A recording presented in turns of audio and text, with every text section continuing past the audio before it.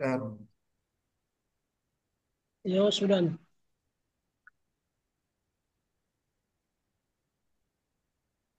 ya,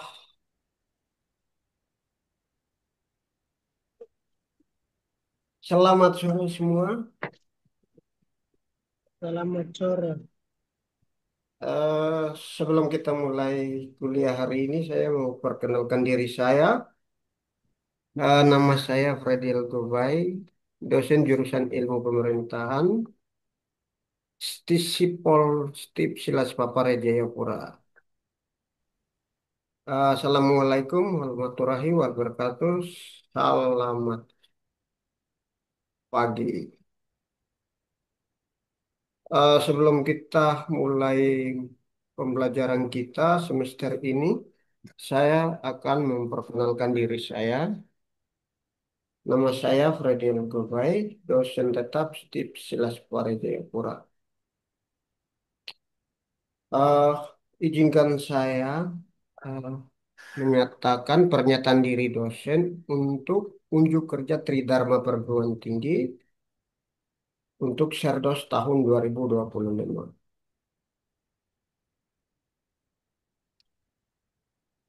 Berikut mata kuliah yang kita belajar untuk semester ini.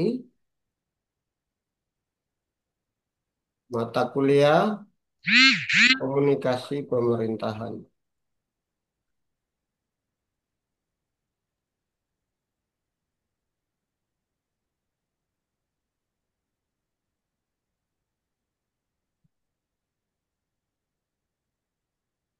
Identitas mata kuliah. Mata kuliah Komunikasi Pemerintahan dengan bobot 3 SKS.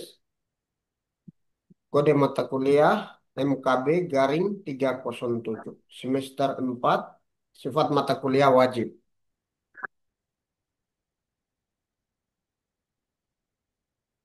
Berikut adalah rencana pembelajaran semester atau RPS pada mata kuliah Komunikasi Pemerintahan. RPS ini dibuat untuk perencanaan pembelajaran dalam satu semester ini untuk mata kuliah Komunikasi Pemerintahan. Kuliah Mata kuliah Komunikasi Pemerintahan, program studi Ilmu Pemerintahan, bobot SKS 3 SKS. Semester 4, dosen pengampu Freddy Gobay SIP MPSI, tahun angka akademik 2024 dan 2025 genap. Capaian pembelajaran kuliah ya, CPMK. Setelah mengikuti mata kuliah ini, mahasiswa diharapkan yang pertama, CPMK yang pertama memahami konsep dasar komunikasi dalam pemerintahan. Dua, menganalisis peran komunikasi dalam proses kebijakan publik. Tiga, mengidentifikasi teknik dan strategi komunikasi pemerintahan yang efektif. Empat, mengembangkan keterampilan komunikasi dalam konteks birokrasi dan politik. Yang kelima, mengkritisi tantangan komunikasi pemerintahan dalam era digital. Materi pembelajaran dalam rencana kuliah. Mata kuliah ini kita akan tatap muka selama 16 kali pertemuan. Pertemuan pertama pendahuluan dengan topik pendahuluan, subtopik ruang lingkup, pentingnya komunikasi pemerintahan. Kemudian metode pembelajarannya ceramah dan diskusi. Penugasan, evaluasi, tugas, dan membaca. Pertemuan kedua, teori komunikasi pemerintahan. Subtopik, model dan pendekatan komunikasi dalam pemerintahan. Metode pembelajaran, diskusi, studi kasus, kemudian penugasannya kuis. Ya. Tiga, pertemuan ketiga dengan topik komunikasi politik dalam pemerintahan. Subtopik, perang media aktor komunikasi politik. Kemudian metode pembelajarannya ceramah, diskusi, diskusi ya. Kemudian penugasannya makalah. Kemudian pertemuan keempat dengan topik birokrasi dan komunikasi. Subtopik struktur birokrasi dan alur komunikasi. Metode pembelajaran, simulasi, studi kasus, penugasannya adalah tugas ya, makalah. Pertemuan kelima, komunikasi kebijakan publik. Subtopik komunikasi dalam politik dan pemerintahan ya. Metode pembelajarannya diskusi, penugasannya membaca. Pertemuan keenam, krisis komunikasi dalam pemerintahan. Subtopik manajemen komunikasi dalam pemerintah. Metode pembelajarannya diskusi, penugasannya adalah makalah. Pertemuan ketujuh dengan topik government dan komunikasi digital. Subtopik teknologi dalam komunikasi pemerintahan. Dengan metode pembelajaran, diskusi, eksplorasi, dan media. Penugasan atau evaluasi tugas proyek digital. Pertemuan ke-8, ujian tengah semester. Evaluasi setengah semester. Ujian UTS. Kemudian nomor 10, pertemuan ke-9, komunikasi partisipatif dalam pemerintahan. Dengan subtopik model komunikasi yang melibatkan masyarakat. Metode pembelajaran, simulasi, diskusi. Kemudian evaluasi ya, penugasan atau evaluasi, diskusi kelompok. Pertemuan ke-10 dengan topik kita akan bahas diplomasi dan komunikasi pemerintahan. Subtopik prinsip, etika, dan keterbukaan informasi. Kemudian metode pembelajaran, diskusi, debat, penugasan, evaluasi itu esai, referensi. Pertemuan ke-11, etika dan transparansi dalam komunikasi pemerintahan. Dengan subtopik prinsip dan etika keterbukaan informasi. Metode pembelajaran, diskusi, debat, penugasan, evaluasi, esai, referensi. Pertemuan ke-12, hoax, disinformasi dalam pemerintahan. Dengan subtema, strategi menghadapi misinformasi. Metode pembelajaran, analisis kasus. Penugasan atau evaluasi, tugas individu. Pertemuan ke-14, studi lapangan atau praktek. Dengan subtopik, observasi komunikasi di instansi pemerintah. Dengan metode pembelajaran, kunjungan lapangan wawancara. Dengan penugasan evaluasi, laporan observasi. 14. Evaluasi kinerja komunikasi pemerintah.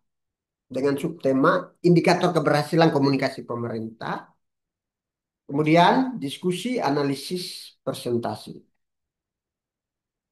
Yang ke-15, review dan refleksi pembelajaran. Subtopik, ceramah, metode pembelajaran, diskusi, tanya jawab. Penugasan, membaca. Terakhir 16, pertemuan ke-16 dengan topik ujian akhir semester, subtopik evaluasi keseluruhan. UAS.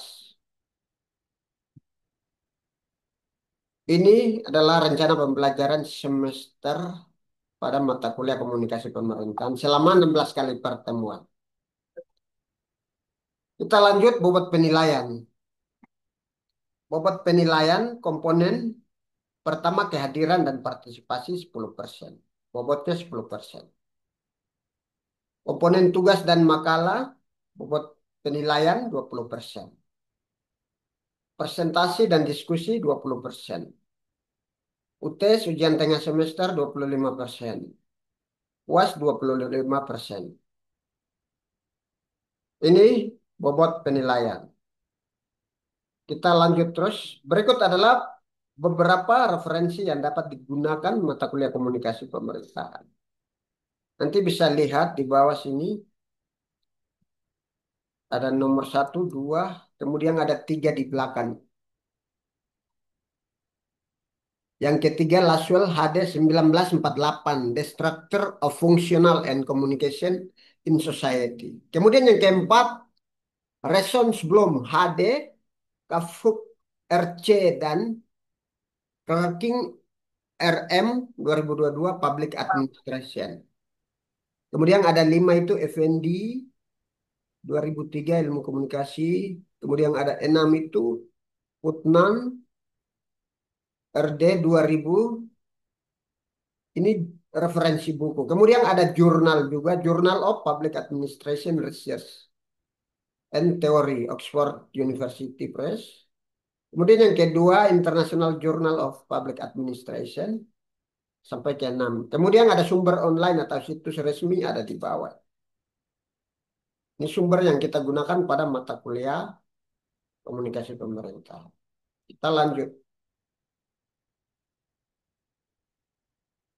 Sebelum kita lanjut dengan materi kuliah pagi hari ini, ada pertanyaan menyangkut rencana pembelajaran kita.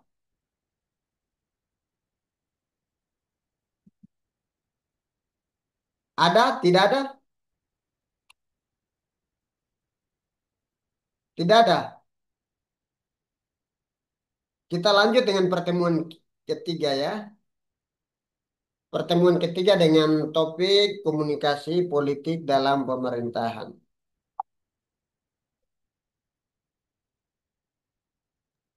Tidak ada. Kita lanjut terus. Ayo.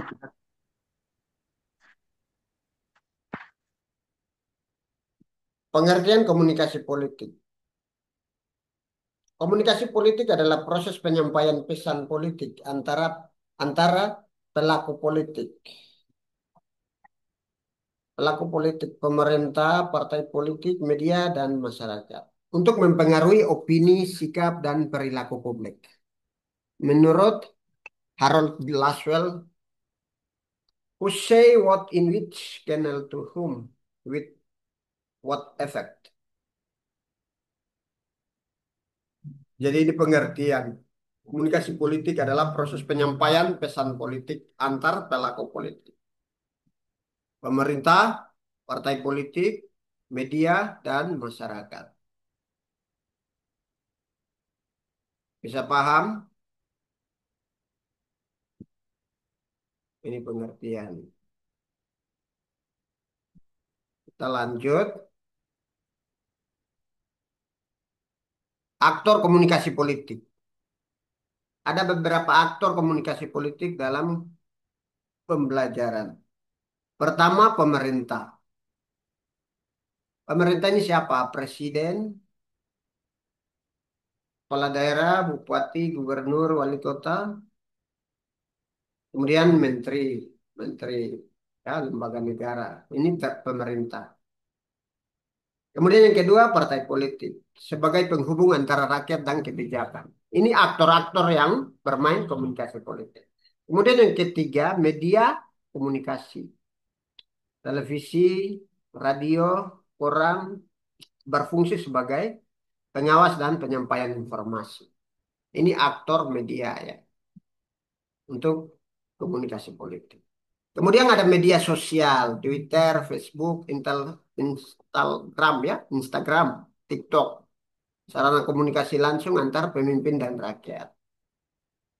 Kemudian masyarakat sipil, LSM, kelompok advokasi dan akademis. Ini aktor-aktor komunikasi politik. Jadi komunikasi ini berperang aktor yang dipermainkan di dalam pemerintah, partai politik, media sosial, media massa, dan masyarakat. Ada pertanyaan? Kita lanjut. Saluran komunikasi politik. Pertama, media konvensional dan digital. Kemudian yang kedua, komunikasi langsung. Komunikasi langsung, pidato, pertemuan publik ya. Kemudian yang ketiga, komunikasi tidak langsung.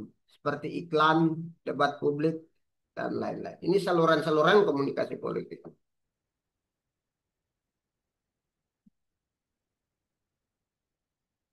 Kemudian yang keempat, tujuan komunikasi politik. Pertama, menyampaikan kebijakan publik. Kemudian yang kedua, membangun citra dan legitimasi. Kemudian yang ketiga, mendapatkan dukungan dan partisipasi publik. Kemudian yang keempat, mengelola opini publik. Ini tujuannya. Ada pertanyaan?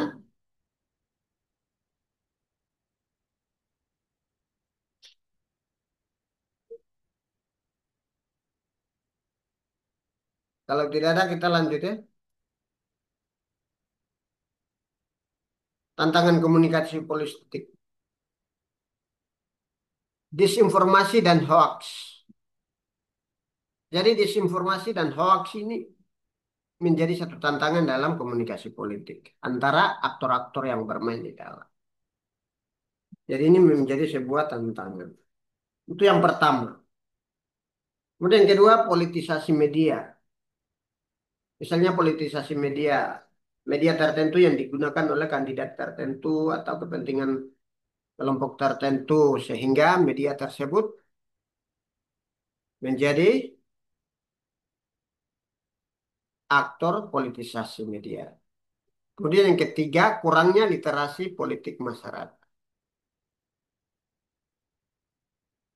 Literasi politik masyarakat ini juga menjadi satu pengaruh dalam tantangan komunikasi politik. Jadi ini pengaruh kurangnya literasi politik. Ini masyarakat, pengaruh tantangan besar. Kemudian yang kelima, keempat, polarisasi opini publik. Polarisasi opini publik. Ini tantangan-tantangan politik. Ada pertanyaan menyangkut tantangan komunikasi politik. Misalnya kita bisa tahu dari apa ya namanya komunikasi yang dibangun pada saat-saat pesta demokrasi, misalnya pemilu pemilu kada ya, pemilihan kepala daerah, gubernur.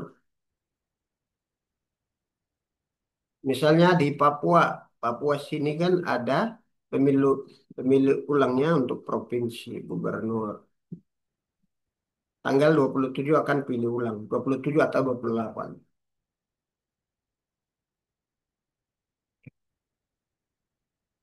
Jadi ini tantangan-tantangan komunikasi politik ini akan menghalangi kandidat-kandidat tertentu. Karena lawan politik ini akan bermain peran di dalam. Satu pertanyaan, Ipo ada pertanyaan menyangkut tantangan komunikasi politik. Kita lanjut.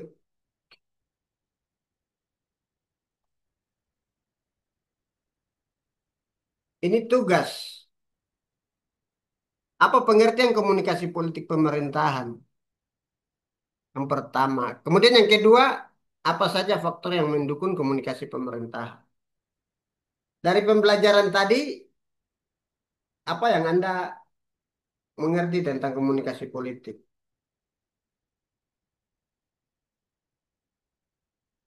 Mungkin satu bisa jelaskan.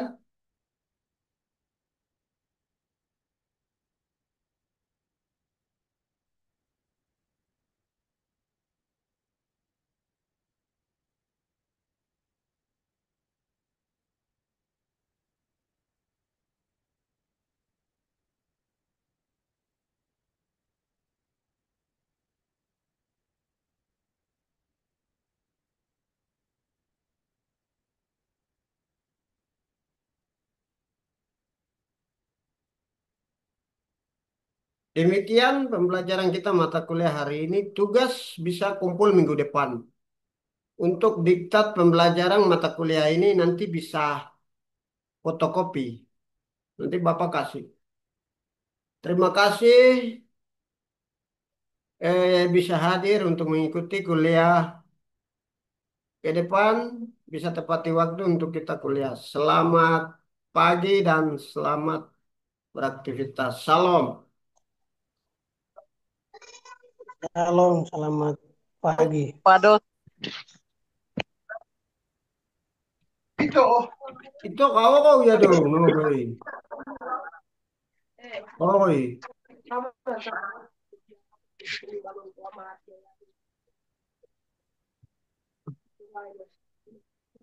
no, boy. Reka aku dini kumero. Eh? pokoknya kamar aku. Oi.